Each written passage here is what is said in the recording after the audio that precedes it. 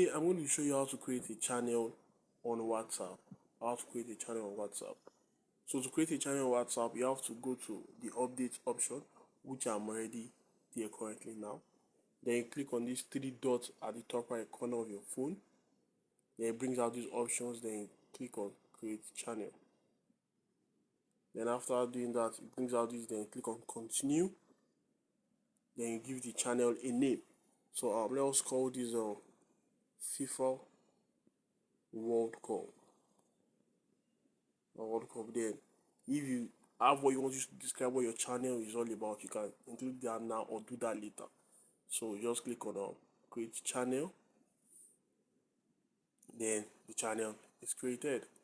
Then if you have contacts on your list that you feel that you want to add to the channel, you can click on any of them. Or if not, just click on skip. So that's it. The channel has been created.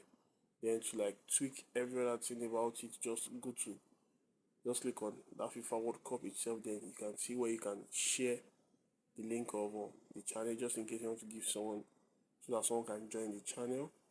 Just through that place, and you can invite followers, you can invite admins, just in case you want someone to also be an admin on this channel. And this is the channel link.